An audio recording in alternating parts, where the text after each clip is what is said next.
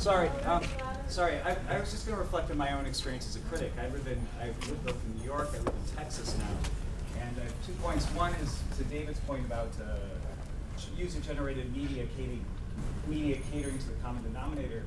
I think if anybody looked at the last year's top 10, lists from every book critic in the country, all of which shared 8 titles, I think you see a sort of groupthink going on there as well. So I think high-end, literary critics as such also are susceptible to groupthink. But what I think one of the things that Ben mentioned that I appreciated was the loss, as much as there's resentment against newspaper critics and the authority as such. What's really being lost, I think, is context. Because as somebody who lives in Texas, I frankly get sick of getting sent books that are set in Brooklyn.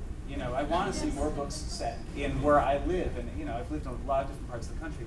And as we lose our local critics and our local papers, in Houston we just had our book editor got fired after 16 years.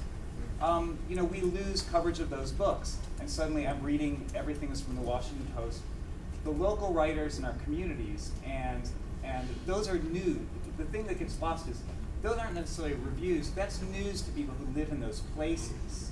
And when you lose those people and those critics, publishers stop publishing for those audiences, and you get even more and more of a group think. So we're losing our individuality across the country as critics and readers. And it's the same thing online. The proliferation of voices. Everybody wants to weigh in on Bolano, whether you're a 14-year-old girl or a 55-year-old professor at Columbia. So you only end up reading about the same books. And we have an obligation, I think, to be more Catholic in our tastes and write in context.